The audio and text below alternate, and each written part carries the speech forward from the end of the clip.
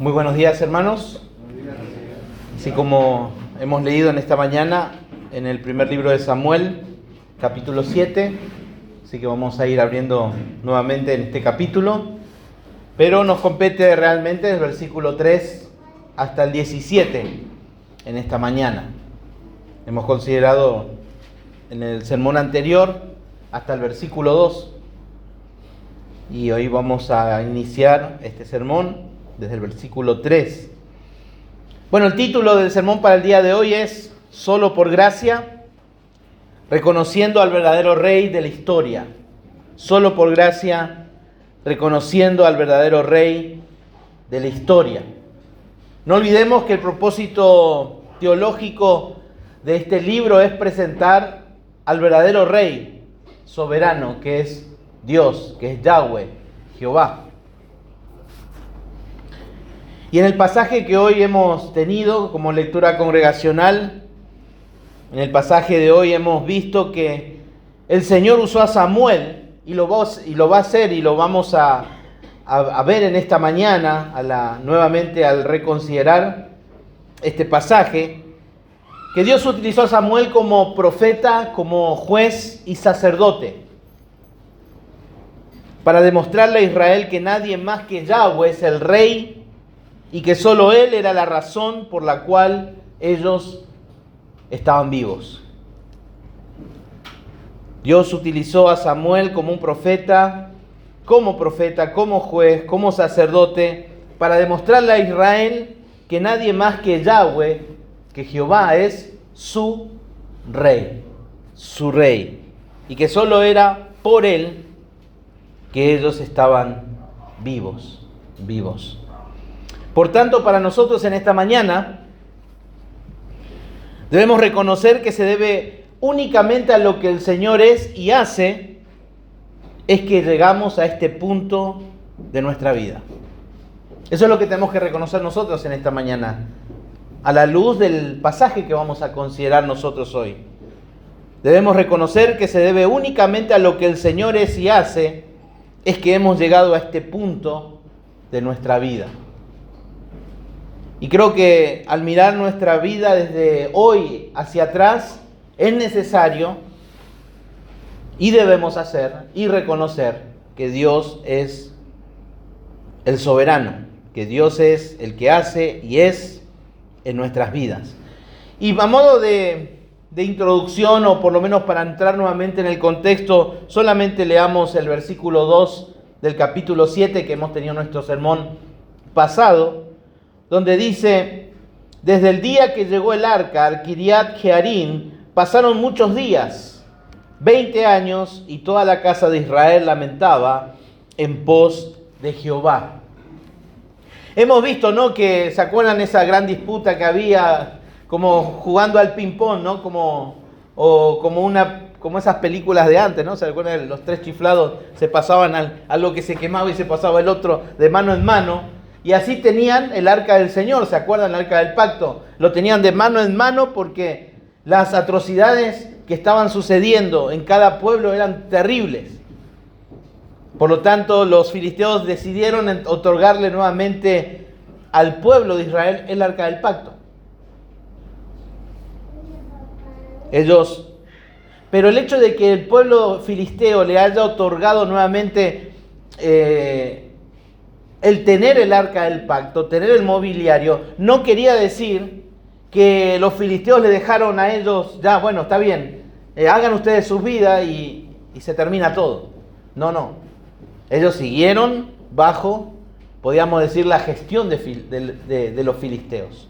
Ellos todavía seguían siendo sujetos a los filisteos. Y aquí en el versículo 3 en adelante vamos a estar considerando primeramente en esta historia, para poder estudiarla mejor y meditar este pasaje, lo vamos a dividir en tres partes. Y así como dijimos, vamos a ver a Samuel primeramente como profeta, segundo vamos a ver a Samuel como sacerdote, y en tercer lugar vamos a ver a Samuel como juez.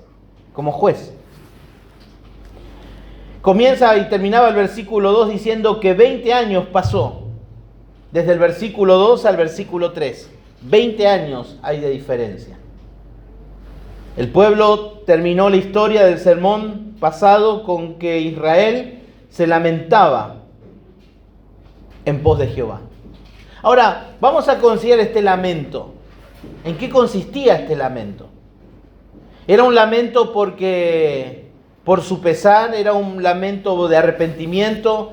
¿Era un lamento de devoción? ¿A qué se debía este lamento, como dice aquí el versículo 2? Porque dice, se lamentaban en pos de Jehová. En pos de Jehová. Bueno, el versículo 3 nos comienza diciendo, habló Samuel a toda la casa de Israel diciendo, si de todo vuestro corazón os volvéis a Jehová, quitad los dioses ajenos y a Astarot. Bueno, evidentemente, este lamento no era un lamento de devoción. No era. Pero ante todo es necesario que consideremos que podemos observar a Samuel como lo describe justamente el capítulo 3 de este libro, en el versículo 20, cuando dice, y todo Israel desde Dan hasta Beerseba conoció que Samuel era fiel profeta de Jehová. Fiel profeta de Jehová. Y aquí en el versículo 3 del capítulo 7 podemos ver a Samuel como fiel profeta de Jehová. ¿Por qué razón afirmamos esto? Porque Samuel va a hacer una tarea que hasta ese momento nadie lo ha hecho. La única persona que había hecho esta tarea como profeta fue Moisés. Y ahora lo vamos a ver a Samuel haciendo un llamado. ¿Un llamado a qué? A arrepentimiento. Arrepentimiento. Eso es lo que vamos a ver. ¿Y a quién llama al arrepentimiento? Llama, por supuesto, a los del versículo 2, cuando dice toda la casa de Israel. Y en el versículo 3 dice, habló Samuel a toda la casa de Israel. Así que han pasado 20 años y durante esos 20 años, más los años más el tiempo que hubo desde el capítulo 4 hasta el capítulo 7 que hemos considerado que no apareció Samuel en escena, ahora reaparece Samuel. Y ya podemos ver a un Samuel adulto, un Samuel que quizás aproximadamente ya tenía casi 30 años y va a cumplir la tarea de profeta. La palabra habló puede traducirse también como proclamó. Y esa palabra proclamar en el idioma original tiene su raíz en la palabra profecía, profeta. O podríamos decir también, Samuel predicó arrepentimiento. Predicó arrepentimiento. Después de tantos años del pueblo de Israel de haber hecho todo lo que quiso, Samuel va a predicar. Samuel va a traer un mensaje directo de Dios para su pueblo Israel. Y podríamos decir que esta amonestación de Samuel, esta predicación de Samuel, esta exhortación de Samuel, está cargada del concepto que conocemos como arrepentimiento. Arrepentimiento. Arrepentimiento. Y el lamento del versículo 2 no era suficiente. No era suficiente el dolor que tenía el pueblo porque el arca de Dios no estaba con ellos. O por todo lo que habían sufrido. No era suficiente este lamento. ¿Por qué? ¿Por qué no es suficiente el lamento del versículo 2? Porque justamente Samuel los amonesta. ¿Y qué les dice? Volveos a Jehová. Volveos a Jehová. Volveos a Jehová. Dice, sí, de todo vuestro corazón. De todo vuestro corazón. Este regreso implica que ellos se habían alejado de Dios. Se habían alejado de Dios. Ellos necesitaban abandonar sus deseos y pensamientos pecaminosos. Ellos necesitaban hacer una U. Ellos tenían que cambiar la dirección. Y este regreso se caracterizaba porque tenía que ser de corazón. De corazón. ¿Y qué significa esto? Que este arrepentimiento debió ser algo de lo más profundo de su ser mismo. De su ser mismo. A nivel de su voluntad, a nivel de sus emociones y a nivel de su intelecto. Acuérdense que cuando hablamos de corazón en el Antiguo Testamento, implica toda la parte volitiva, la parte emocional y la parte intelectual. No solamente la parte mental. No solamente está hablando de un cambio de mente, sino un cambio de emociones, un cambio de voluntad completo. Eso es lo que requería. Cuando un judío leía esto, ellos entendían muy bien, no hacía falta explicarlo. Debió ser lo más profundo de sus emociones, de su voluntad y de su intelecto. De hecho, esto no fue nada nuevo, no es nada nuevo lo que Samuel estaba pidiendo a su pueblo. No es un nuevo nivel de santidad que Samuel tenía y exhortaba al pueblo a que también lo imitaran a él. No era eso. De hecho, esto demuestra la fidelidad de Samuel a la ley de Dios. Porque Samuel simplemente los llamó al mismo nivel de compromiso con el Señor que el Señor había marcado o mandado a Israel en el libro de Deuteronomio. Deuteronomio capítulo 6, versículo 5 dice: amarás a Jehová tu Dios, ¿con qué? Con todo tu corazón y de toda tu alma y con todas tus fuerzas. Deuteronomio capítulo 10, versículo 12 dice: ahora pues Israel, ¿qué pide Jehová tu Dios de ti? ¿Qué pide? Sino que temas a Jehová tu Dios, que andes en todos sus caminos, que lo ames y sirvas a Jehová tu Dios con todo tu corazón y con toda tu alma. Samuel simplemente estaba siendo fiel a la ley de Dios, a las demandas de Dios para con su pueblo. Por eso él es un profeta fiel. Por eso es un profeta fiel. Y Samuel entendió que esta era la única manera en que ellos podían obedecer al Señor. Y esto lo podemos ver, por ejemplo, porque Samuel le repitió esta misma idea más adelante. Por ejemplo, fíjense ahí en 1 Samuel, capítulo 12, versículo 20, dice: y Samuel respondió al pueblo: no temáis vosotros, habéis hecho todo este mal, pero con todo eso no os apartéis de en pos de Jehová, sino servidle con todo vuestro corazón. Y en el versículo 24 dice: solamente temed a Jehová y servirle de verdad con todo vuestro corazón, pues considerad cuán grandes cosas ha hecho por vosotros. Samuel les exhorta, los amonesta a un arrepentimiento. Y ese arrepentimiento tiene que ser de lo más profundo de su ser. ¿Por qué tenía que ser de lo más profundo de su ser? Porque ellos solamente estaban pensando en lo exterior. Ellos solamente se lamentaban. Pero no había un cambio interior. ¿Por qué? Porque ellos no solamente eran supersticiosos, ellos ya estaban durante 20 años adoptando nuevos dioses. Porque ahora vemos que dice y les pide que quiten los dioses ajenos y específicamente a Astoret. Digamos, internamente no hubo ningún arrepentimiento por parte del pueblo de Israel.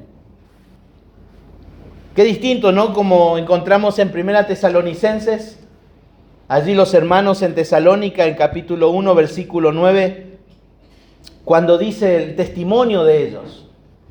Dice la palabra de Dios en Tesalonicenses 1:9, porque ellos mismos cuentan de nosotros la manera en que nos recibisteis y cómo os convertisteis de los ídolos a Dios para servir ¿a quién? Al Dios vivo y verdadero. Evidentemente, el arrepentimiento de los hermanos en Tesalónica fue externo, pero sobre todas las cosas, interno. Y es importante hacer un paréntesis justamente en el momento de esta narrativa. Porque el verdadero arrepentimiento no se ve necesariamente cuando uno llora, o cuando uno se lamenta, o solamente cuando uno está triste, o solamente cuando uno está ahí, pobrecito, anda, está arrepentido, está ahí. Si uno se está durmiendo, pero está arrepentido él. Bueno, no necesariamente cuando uno se siente triste, uno puede decir, él está arrepentido. Lo vemos por el pueblo de Israel, porque ellos se lamentaban. Pero toda la casa de Israel estaba en esa situación, toda la casa de Israel. Y si realmente estamos arrepentidos, vamos a dejar nuestro pecado, pero sobre todo a un nivel interno y regresar al Señor. Por eso Samuel les exhorta, les amonesta, les predica y los llama al arrepentimiento, a volverse. Y comienza diciendo allí justamente, y veamos los imperativos, hay 3. ¿Cuáles son? Primero, quitad. Segundo, preparad. Y tercero, servid. 3 imperativos. 3 imperativos. Acuérdense, el pueblo de Israel no tenía ídolos para adornarse, sino ¿por qué tenían ídolos? Porque eran idólatras. Eran idólatras, el pueblo de Israel era idólatra. Y aquí los exhorta primeramente a quitar de ahí. Quitar los dioses ajenos y Astoret de entre vosotros. Y en segundo lugar le dice, preparad. Ahí la palabra preparad es interesante porque quiere decir enderezar su corazón al Señor. Tenían que determinar concentrarse en Él de manera exclusiva. Me gusta la traducción Nueva Viviente cómo expresa este versículo, la NTV. Dice de esta manera esta oración: tomen la determinación de obedecer solo al Señor. Tomen la determinación de obedecer solo al Señor. Pero concluye con una tercera amonestación. ¿Cuál es la tercera amonestación? Servid. Ahora, servid, ¿qué dice? Solo a Él servid. Solo a Él servid. Aquí vemos un proceso importante. ¿Por qué le pide Dios, por medio de Samuel, que sirvan solamente a Dios? ¿Qué piensan ustedes? ¿Por qué le pide que sirvan solamente a Dios?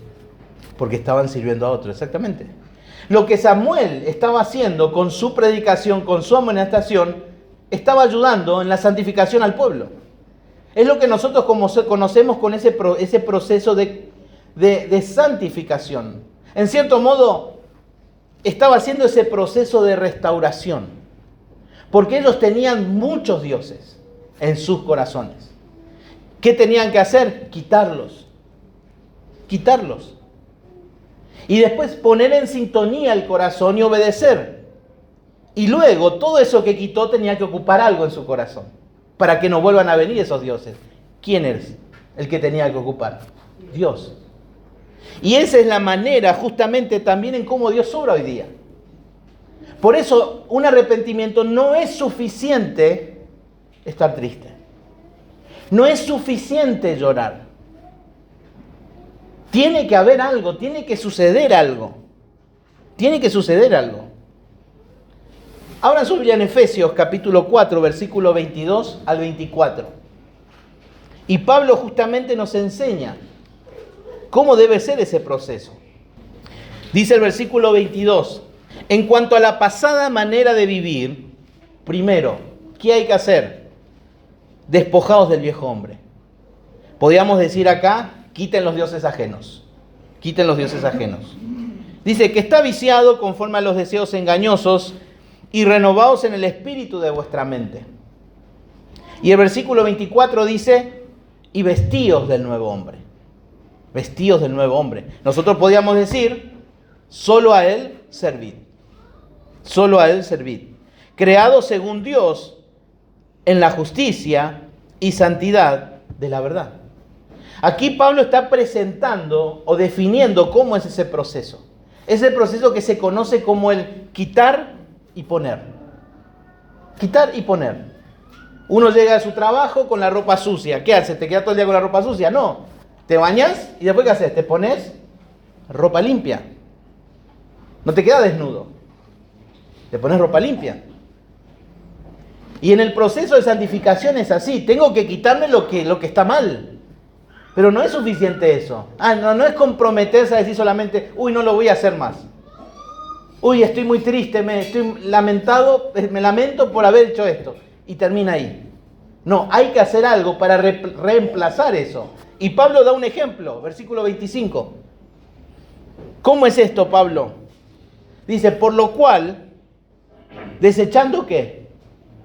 La mentira. Bueno, perfecto, me voy a despojar de la mentira. Pero, ¿cómo voy a reemplazar eso? Hablando verdad. Hablando verdad. Es como cuando Pablo habla también a los hermanos en Tesalónica. El hermano que roba, no robe más. ¿Es suficiente? No. Trabaje. Y ese es el poner. El quitar y el poner. Y en eso consiste, en ese proceso del verdadero arrepentimiento. Si uno se encuentra en ese proceso, uno puede pensar que realmente esa persona está arrepentida. No alcanza con estar triste solamente. No alcanza con llorar. Y lo que Samuel estaba haciendo era la tarea de profeta. Estaba tratando de llevar al pueblo de Israel a la santificación. Y tenía que haber arrepentimiento. Un arrepentimiento verdadero. Un cambio total. No iba a ser fácil esa tarea porque no solamente eran 20 años. Ya casi había pasado 400 años viviendo en idolatría. Eran muchos años, mucha costumbre, mucho hábito. No iba a ser fácil. Pero Dios exigía un cambio total. Y Dios levanta para eso un hombre. Ahora, ¿qué sucedería si ellos respondían a este llamado de arrepentimiento? Dice ahí el versículo 3, y os librará de la mano de los filisteos. Bueno, ¿por qué? ¿Por qué Samuel hace esto? Porque él es fiel profeta. Y el fiel profeta, el fiel proclamador, el fiel predicador va a enseñar toda la verdad de Dios. Y la verdad de Dios y las promesas de Dios se encuentran en Deuteronomio, justamente capítulo 28. Que la bendición de librar a Israel del pueblo enemigo era la vida de obediencia. Si el pueblo era obediente, Dios los iba a librar, los iba a rescatar, los iba a proteger de sus enemigos. ¿Y cómo respondieron ellos a este llamado? Dice versículo 4, entonces los hijos de Israel quitaron a los Baales y a Astarot y sirvieron solo a Jehová. Y quizás uno dice, bueno, pero esto es muy fácil, ¿no? Ellos estaban siendo presionados, oprimidos por los filisteos. Es muy fácil, claro. Con el miedo vieron morir tanta gente. ¿Cómo no se van? Y siempre se habla, ¿no? El tiempo va a determinar si realmente está arrepentido o no esa persona. Y ahora el mismo pasaje nos va a mostrar que si Israel está realmente arrepentido. Y lo vamos a ver más adelante. Pero podemos ver que aquí el pueblo respondió de manera satisfactoria al llamado de arrepentimiento. Quitaron los Baales y a Astarot y sirvieron solo a Jehová, a Yahweh. Hasta ahora podemos ver a Samuel como profeta fiel del Señor. Y en segundo lugar, a partir del versículo 5, vamos a estar viendo ahora a Samuel como sacerdote. El versículo 5 dijo, Samuel, reunid a todo Israel en Mizpa. Mizpa va a ser una ciudad muy importante en todo el relato de primero de Samuel. Casi muchas cosas van a suceder en esa ciudad. Esa ciudad se encontraba al noroeste de Jerusalén. Podemos decir arriba hacia la izquierda. A 12 kilómetros, no muy lejos, de la ciudad de Jerusalén.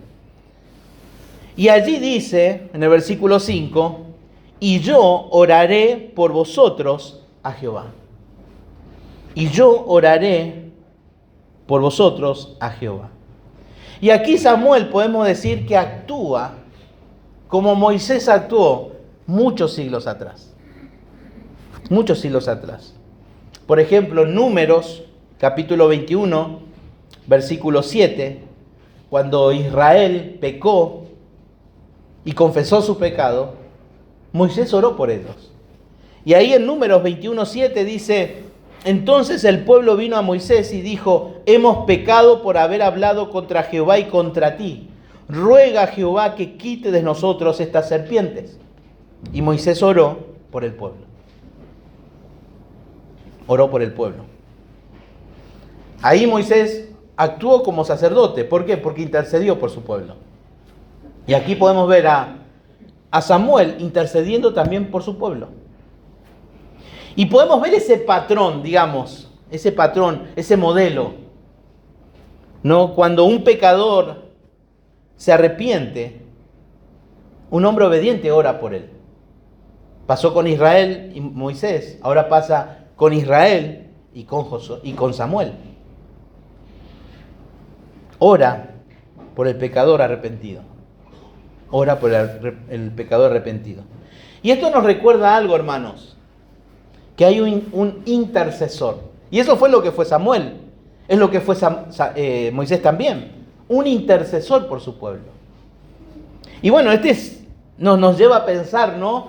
Como dice la palabra de Dios, cuando Jesús caminó allí con los discípulos en Emaús, hablando de que de todas las cosas concernientes, todo lo que iba a suceder, lo hablaron ¿quiénes? Dice. La ley, los profetas y los salmos. Y aquí podemos ver, los profetas se refería también a los libros históricos. Y aquí podemos ver algo apuntando, llevando a la mente del lector aquel intercesor. No aquel profeta solamente Moisés y Samuel. Quizás aquel intercesor perfecto. Perfecto. Que para nosotros hoy, ¿quién es? Jesucristo. Jesucristo. Él es el que intercede por nosotros. Él intercede específicamente por pecadores arrepentidos por la gracia del Señor. Acompáñenme ahí en Hebreos, capítulo 7. Dice el versículo 25, por lo cual puede también salvar perpetuamente a los que por Él se acercan a Dios, viviendo siempre para interceder por ellos. Versículo 26, porque tal sumo sacerdote nos convenía, santo, inocente, sin mancha, apartado de los pecadores y hecho más sublime que los cielos, que no tiene necesidad cada día, como aquellos sumos sacerdotes, de ofrecer primero sacrificio por sus propios pecados y luego por los del pueblo, porque esto lo hizo una vez y para siempre, ofreciéndose a sí mismo. Jesucristo, el sumo sacerdote perfecto. Él intercede por nosotros de manera perfecta. Ahora, ¿por qué es tan importante esto para nosotros entender? Y es realmente importante la obra intercesora de Jesucristo hoy día para nosotros. ¿Es importante? Es indispensable.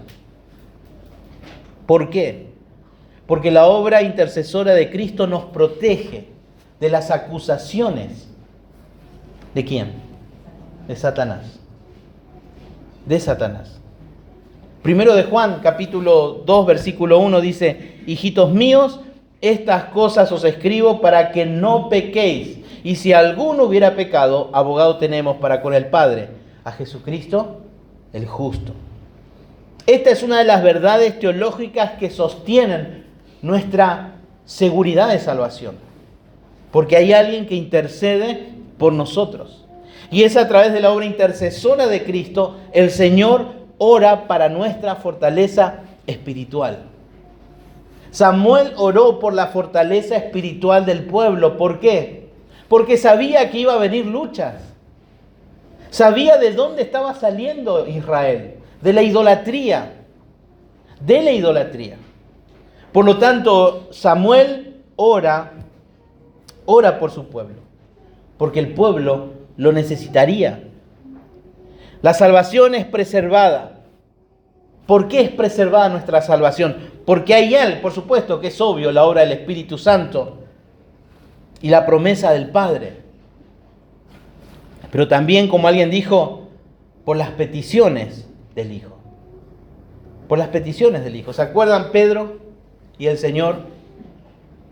¿Qué le dijo el Señor? Satanás vino a pedir por vos, pero dice, yo oré por vos. Yo oré por vos. Y esta responsabilidad de vivir confesando y arrepintiéndonos de nuestros pecados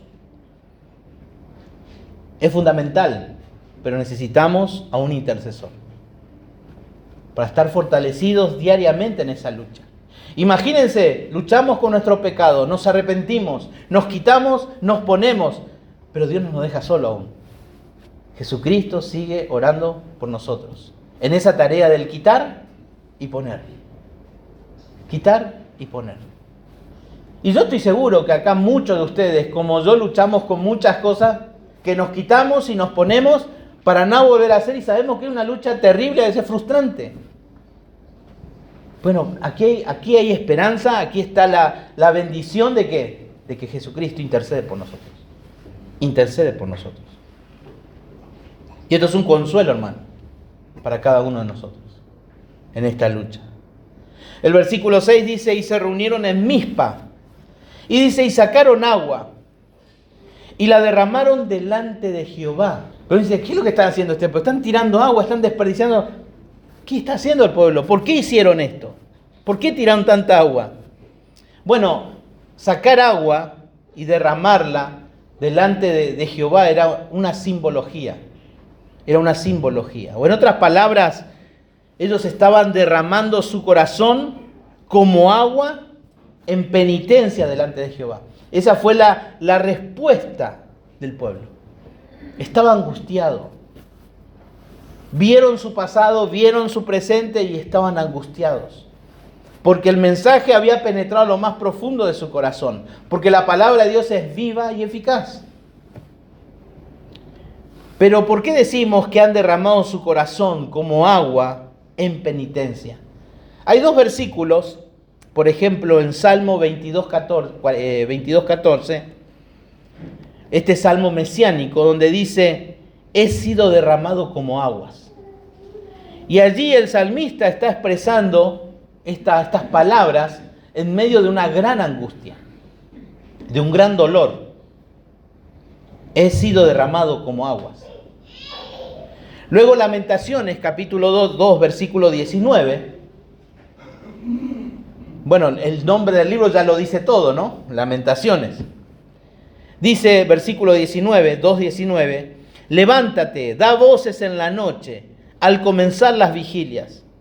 Derrama como agua tu corazón ante la presencia del Señor. Alza tus manos a Él implorando la vida de tus pequeñitos que desfallecen de hambre en las entradas de todas las calles. Por lo tanto, este derramar agua era un símbolo de la angustia, de la aflicción, del dolor, de la penitencia que había en ellos. Y lo estaban demostrando. Es como quizás que dice Samuel, bueno, voy a orar por ustedes. Señor, te pido por los israelitas que han tomado esta decisión de seguirte y servirte solo a vos. Y cuando Samuel se da vuelta para seguir sus tareas, es como si fuera que agarraron un balde de agua y tiraron delante de él para decirle, Samuel, espera. Espera, Samuel. Esta es nuestra situación. Realmente estamos muy tristes, muy angustiados por todo lo que ha pasado. Por todo lo que ha pasado. Todas estas son expresiones figurativas que expresan, ¿no? Angustia, dolor, miseria. Justamente para expresar el dolor interno que había en el corazón de todo el pueblo. Por lo tanto, el derramamiento de agua ante Dios fue una representación simbólica de la angustia temporal y espiritual que había en ellos. Era una confesión práctica ante Dios. Es como decir también, he aquí, somos delante de ti como agua que ha sido derramada. Y como era propio de su pecado y rebelión contra Dios, los que le habían traído esta angustia era al mismo tiempo una confesión de miseria y un acto de la más profunda humillación ante el Señor. Ellos estaban humillados. Ellos estaban humillados. Pero también aquí fue una manera de demostrar su arrepentimiento y su entrega al Señor. Una manera de demostrar que no iba a tomar lo necesario para vivir, como es el agua. Es como decir, si es necesario privarme de tomar agua para poder agradarte y estar entregado completamente a vos, Señor, no voy a beber. Ellos se negaron a los líquidos como una confesión simbólica. ¿Por qué decimos esto? Porque a continuación, ¿qué dice el versículo? Y ayunaron aquel día. Y ayunaron aquel día. Y dijeron allí, contra Jehová hemos pecado, y juzgó. Los lideró, quiere decir esto. Los defendió. Eso hizo Samuel. Los lideró y los defendió. Pero, bueno, como toda confesión, todo arrepentimiento, toda lucha, toda humillación, a ojos de personas están expuestas, como en el caso del pueblo de Israel, llegó el momento en que vamos a ver si realmente este arrepentimiento fue genuino. Dice el versículo 7. Cuando oyeron los filisteos que los hijos de Israel estaban reunidos en Mizpa, bueno, justamente por eso dijimos al principio, ellos no dejaron de estar sujetos a los filisteos. ¿Por cómo es que estos filisteos se enteraron que estaban reunidos? Dijeron, estos se están amotinando. Así que no, vamos a apaciguar a los judíos porque se quieren rebelar. Ellos no sabían lo que estaba pasando. Dice, subieron los príncipes de los filisteos contra Israel, y al oír esto los hijos de Israel tuvieron temor de los filisteos. Entonces dijeron los hijos de Israel a Samuel, ¿qué dijeron? No ceses de clamar por nosotros a Jehová nuestro Dios, para que nos guarde de la mano de los filisteos.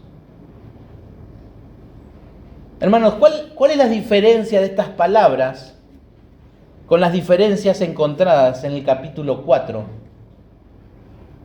O en la narrativa, en el relato del capítulo 4. ¿Cuál es la diferencia?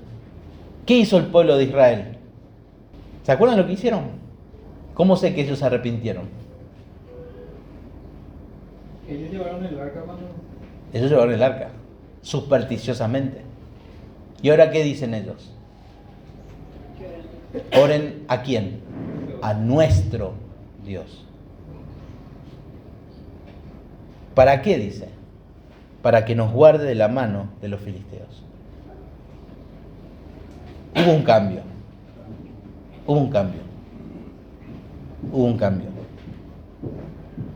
Por lo tanto, aquí vemos el arrepentimiento del pueblo de Israel. Podemos decir que este es uno de los avivamientos grandes que hubo en el tiempo de Israel.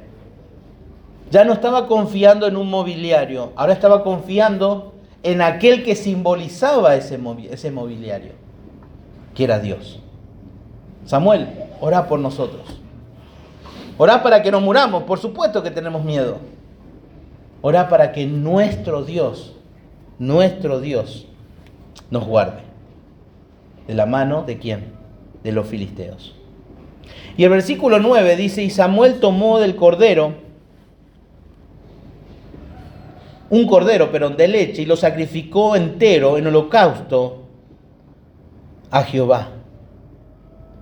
Bueno, podemos decir que en estos primeros versículos, en el 7 y en el 8, podemos ver el fruto del arrepentimiento.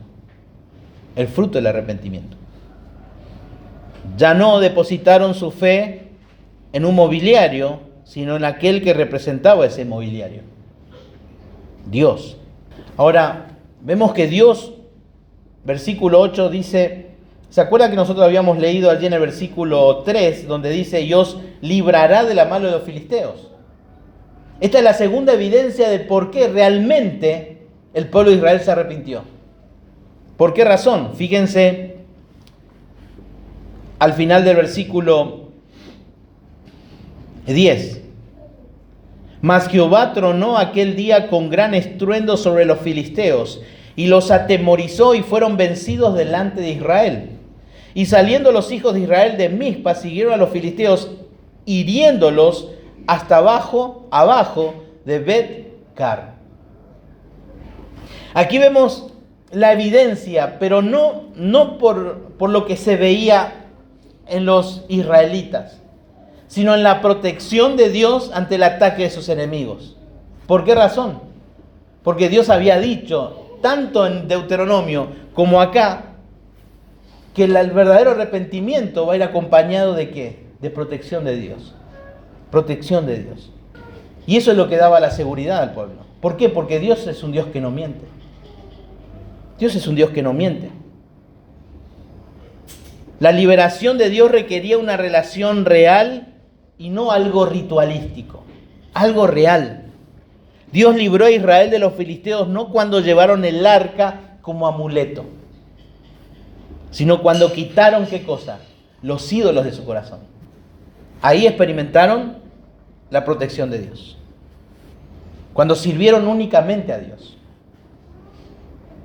Ellos dejaron de confiar supersticiosamente. Pero aquí Israel actuó justamente como actuamos nosotros, como muchos de nosotros. Enfrentamos situaciones que nos afligen, que nos causan sufrimiento, que nos causan temor. Y vieron que a veces uno está triste, está angustiado, no sabe qué hacer. Y algo de Marcos también en medio de esta situación que está pasando con la pérdida de su papá. Ayer me decía, me llamó solamente para decirme orá por mí, nada más. Eso nomás me dijo, orá por mí, me dijo. Y justamente al preparar el sermón de hoy me venían esas palabras porque venía con esto. Orá por mí. Y eso es lo que el pueblo de Israel estaba diciendo a Samuel, orá por mí. Intercedé por mí. Y es lo que necesitamos, hermanos. No necesitamos la manito de WhatsApp. No necesitamos eso. Eso no sirve. Eso es macanada. Lo que necesitas es que tu hermano escuche. Hermano, yo quiero orar por vos. O recibir el mensaje, aunque sea de audio. Hermano, fulano, orá por mí. Orá por mí. No me está haciendo fácil. No me está haciendo nada fácil esta situación. Orá por mí. ¿Por qué es eso? Porque eso es humillación. Eso es humildad. Sin embargo, hoy cada uno de nosotros, la palabra de Dios nos dice que tenemos acceso ¿a quién? Al trono de la gracia de Dios. Vayamos a Hebreos 4:15. Tenemos acceso directo al Padre, no únicamente por los méritos de Cristo. Hebreos 4:15. Dice, porque no tenemos un sumo sacerdote que no pueda compadecerse de nuestras debilidades, sino uno que fue tentado en todo según nuestra semejanza, pero sin Cristo. Esto voy a decirlo con mucho respeto, porque acá hay muchos hermanos que una vez hablaron conmigo. Muchos. Y esos muchos están hoy acá. Y lo voy a decir. No voy a decir tu nombre, por supuesto. Quédate tranquilo. Pero lo voy a decir porque sé que hay muchos que me dijeron esto. Y quiero responder con este versículo algo. Ningún hermano necesita experimentar lo que vos estás pasando. Ningún hermano. Nadie. Para entender lo que vos estás experimentando. Nadie. Nadie. Ni siquiera para saber cómo ayudarte. Ni siquiera para eso. Ni consolarte. ¿Por qué? Porque Cristo es suficiente. Cristo es suficiente. Versículo 16 dice, acerquémonos pues confiadamente al trono de la gracia para alcanzar misericordia y hallar gracia para el oportuno socorro. ¿Por qué ninguno de nosotros tiene que saber experimentar lo que vos estás pasando? Porque Cristo sí, dice el pasaje, fue tentado y probado en todo, según nuestra semejanza. Entonces, si tu argumento es, vos no entendés, con este versículo estamos derribando esa pobre teología que tenés. Dios es el único que puede entender. Jesucristo es el único que te puede entender. Jesucristo es el único que va a rescatarte, es el único que te va a comprender, sostenerte en lo que vos estás pasando. Él es el único. Cristo es suficiente. Cristo es suficiente. Ayer estábamos hablando en una capacitación que tuvimos así los capellanes y hablamos justamente de algo, ¿no? Estamos hablando de la figura paterna, ¿no? Y a veces nos damos cuenta que algunos, no todos, idolatran mucho a sus padres. Y hablando de padres cristianos, no porque mi papá amoroso, mi papá esto, y nadie está diciendo que no. Pero cuando se muere, cae en una amargura, en una depresión. No en tristeza, en amargura, en depresión. Se me fue mi papá. ¿Por qué mi papá? Y creo que nosotros los papás tenemos la culpa de eso. Por no enseñar a nuestros hijos que nosotros los padres no somos suficientes. Cristo es suficiente. Dios es suficiente.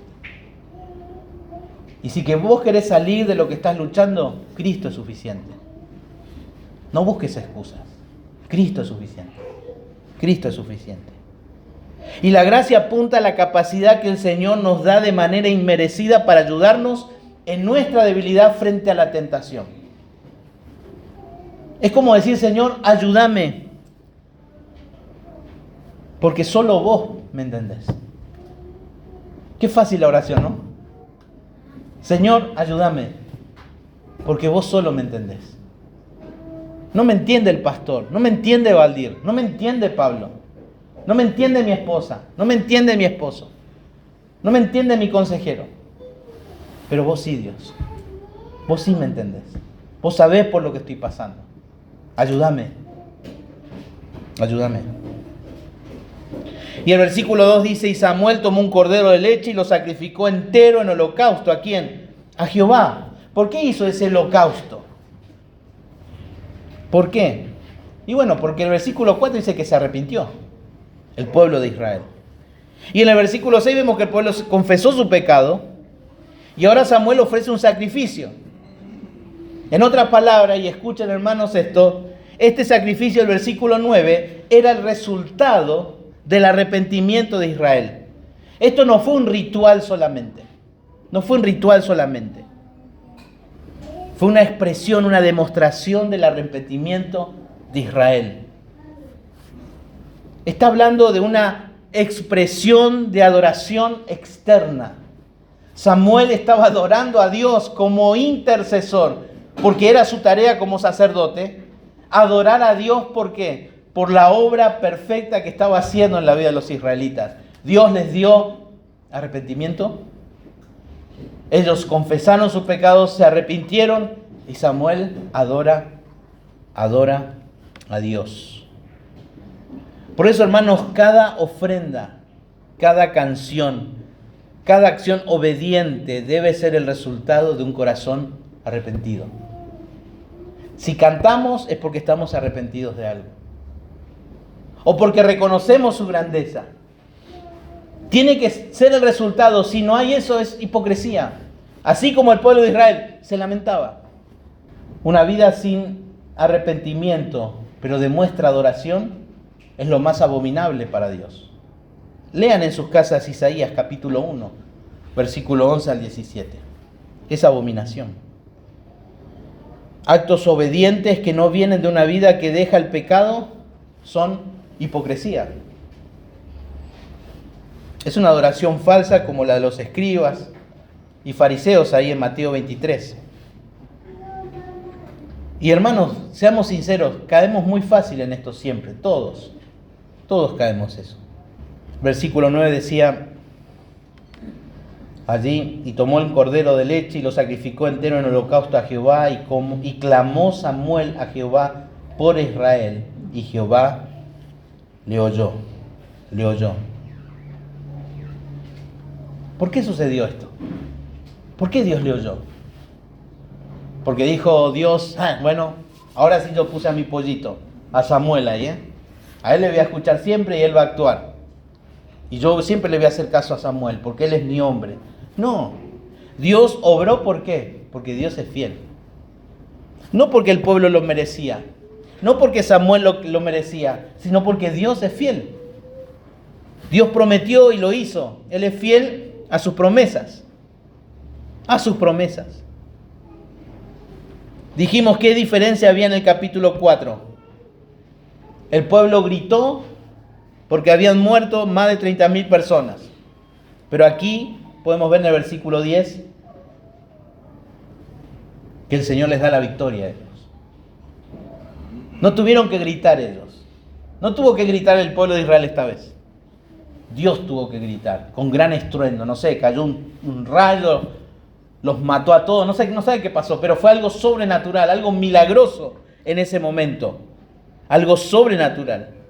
Bueno, y recordando las palabras de Ana, ¿se acuerdan en el 2:10?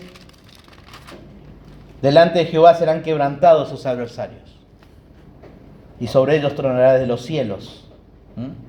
Y sobre ellos tronará desde los cielos. Ana ya lo predijo antes, lo que iba a suceder en este momento.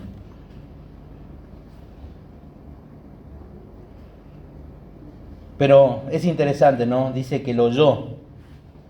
Dios escuchó a Samuel, ¿no? Y creo que no hay nada más lindo cuando Dios, en términos humanos, podemos hablar y decir que Dios oye nuestras oraciones.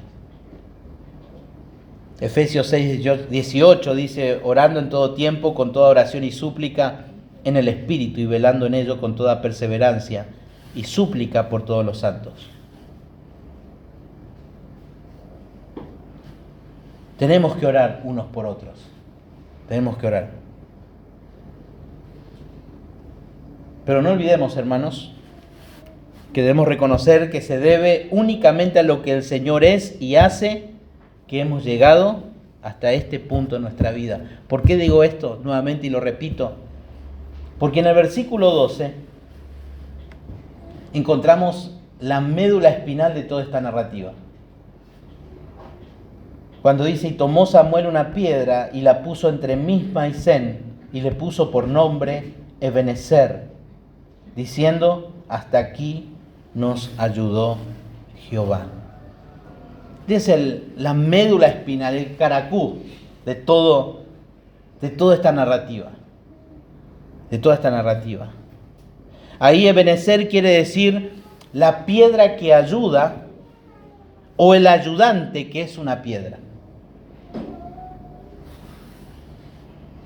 Y ahí cuando dice hasta aquí, una mejor traducción sería hasta este punto, hasta este momento. ¿Por qué hasta este momento? Porque solo se puede observar lo que Dios es. Y ellos están vivos hoy, no solo por la protección de Dios contra los filisteos, no solamente por eso, no solamente por la amenaza filistea, sino porque también nosotros hoy podemos mirar desde ese punto en esta narrativa todo el pasado de Israel. Todo el pasado de Israel. ¿Qué observamos? La paciencia de Dios. ¿Qué más observamos? La gracia de Dios. ¿Qué más observamos? Su providencia, permitiendo que el pueblo de Israel haga lo que su corazón estaba queriendo hacer. Y aún así Dios fue fiel con ellos, porque Dios es fiel. Por eso podemos decir también su fidelidad. ¿Qué más podemos ver? Su santidad. ¿Qué podemos ver también? Su poder. ¿Qué más podemos ver? Su soberanía. ¿Qué más podemos ver? Su misericordia. Samuel reconoció en ese momento y agarró una piedra y reconoció que únicamente llegaron hasta este momento por lo que Dios es y hace. Y hermanos, usted está hoy acá por lo que Dios es y hace. Ahora mi pregunta es: ¿cuál es su piedra? ¿Cuál es su piedra? Porque la traducción de Ebenezer quiere decir la piedra que ayuda. O el ayudante es una piedra. Creo que a veces pasamos por situaciones difíciles y Dios en su gracia nos ayuda y es restaurada la situación. Y esa situación en realidad se convierta en nuestra piedra. Porque ahora eso que nos preocupaba, ese problema que teníamos, está resuelto. Entonces ahora yo estoy bien. Pero ¿qué pasa si esa piedra, ese problema, esa situación, esa prueba, el resultado no sería algo positivo para nosotros? ¿Seguiría siendo Dios esa piedra que ayuda? En medio de una enfermedad, que un ser querido está pasando una enfermedad tremenda, lo sanó y ahora esa es mi piedra. Acá está. ¿Y qué decimos siempre? Es la bendición de Dios. Acá está la bendición de Dios. Por esto yo le adoro. Porque me resolvió este problema. Bueno, Samuel no entendía así la cosa. Samuel entendía que esa persona se curó, no se murió, o este problema se resolvió por lo que Dios es y hace. Por lo que Dios es y hace. Eso lo entendió Samuel. Y dice versículo 13, y así fueron sometidos los filisteos, y no volvieron más a entrar en el territorio de Israel. Y la mano de Jehová estuvo contra los filisteos todos los días de Samuel. Y fueron restituidas a los hijos de Israel las ciudades que los filisteos habían tomado. A los israelitas desde Cron hasta Gad de Israel libró su territorio de la mano de los filisteos, y hubo paz entre Israel y el amorreo. Ahí está la expresión nuevamente, y la mano de Jehová. Y eso lo habíamos hablado la semana pasada cuando hablamos del obrar de Dios, eficaz, poderoso. Este es el Dios fiel, a diferencia de nosotros que sí fallamos. El problema jamás va a ser el Señor. Jamás va a ser el problema del Señor. Nosotros vamos a ser el problema, siempre. Siempre. Y esto nos debe humillar, nos debe motivar a confiar en el Señor, su palabra, y reconocer que la raíz de todo pecado y todo problema causado por el pecado somos nosotros. Somos nosotros. Nunca el Señor. Y concluye el versículo 15 al 17.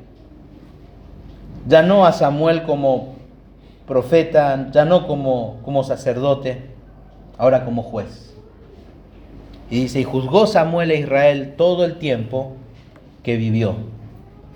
Todos los años iba y daba vuelta a Betel, a Gilgal y a Mizpa, y juzgaba a Israel en todos estos lugares. Los dirigía, los gobernaba. Después volvía a Rama, porque allí estaba su casa, y allí juzgaba también a Israel. Y allí edificó un altar a Jehová. Bueno, hermanos, esta es la única razón, ¿no?, por la que Israel o alguno de nosotros puede estar en el lugar que está hoy con vida. Si usted está sentado es por la gracia de Dios.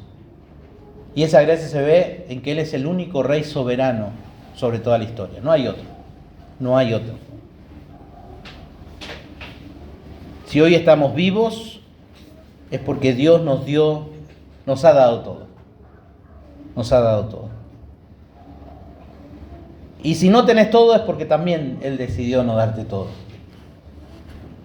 Porque Él es el Rey verdadero. Él es el soberano. Es lo que el escritor del libro de Samuel quiere comunicar a sus lectores. Él es el soberano, Él es el Rey. Él es el verdadero Rey sobre la historia de la humanidad. Él es el Altísimo, el soberano. Y no reconocer esta realidad es pensar como los filisteos. ¿Se acuerdan allí en capítulo 4, versículo 9? ¿No se acuerdan? Yo tampoco, así que vamos a leer. Capítulo 4, versículo 9. Dice, los filisteos decían, esforzaos, oh filisteos, y sed hombres. Esforzaos, filisteos, y sed hombres. Así piensa el incrédulo. Así piensa el idólatra. Así piensa el inconverso, el pagano. Yo puedo. No necesito de nadie. Yo voy a poder salir solo. Hermanos, cuando un creyente está queriendo salir solo de su problema o resolver solo su problema, no es que no confías en el Señor. Es porque estás mostrando los rasgos de un pagano. Porque el pagano cree que puede por sí mismo y en sus dioses. Solo que sus dioses es el mismo. Es el mismo. Acuérdense, el narrador quiere mostrar que Dios es solamente rey sobre la vida. No nosotros. Nosotros somos soberanos. Él es. Por eso el narrador se detiene a narrar esta historia, este momento en la historia de Israel. Porque Él es el soberano. Nada depende de nosotros. El pagano piensa que de Él y por Él y para Él son todas las cosas y que merece toda la gloria y el reconocimiento. Y eso es una gran mentira. Y si vivís así, si tu estilo de vida es así, y das evidencia de que no reconoces a Dios en esos momentos, creo que necesitas del Señor. Necesitas arrepentirte. Y derramar agua. No digo que vaya a derramar agua, pero mostrar realmente lo miserable que somos. Lo miserable que somos. Necesitamos clamar a Dios, rogarle que tenga misericordia, que perdone en base a su muerte, su vida, su resurrección. Pero esta hermosa verdad de que hasta aquí nos ayudó Jehová, realmente es la misma verdad que encontramos en el Salmo 127, versículo 1. Si Jehová no edificare la casa, en vano trabajan los que la edifican. Si Jehová no guarda la ciudad, en vano vela la guardia. Y el principio es este. Escuchen, hermano, el principio. Todo en la vida humana depende de la mano de Dios. Todo. Puedes tener un Excel, abrir tu computadora y decir, mira, esta es mi vida. Así está planificada. Así está planificada. Pero todo depende de la mano de Dios. Todo depende de la mano de Dios. Todo depende de la bendición del Señor. Del incrédulo y del creyente. Todos. Y esta es nuestra realidad, esta es nuestra verdad. Dios tiene que concederlo. Dice también Lamentaciones 3:37. ¿Quién será aquel que diga que sucedió algo que el Señor no mandó? ¿Quién será aquel que diga que sucedió algo que el Señor no mandó? Para que pase algo en últimas, lo que sea, para que algo suceda en la creación del Señor, para que algo suceda en las últimas instancias, Dios lo tiene que hacer y permitir. Y esta es la médula de lo que vimos hoy. Él es el soberano.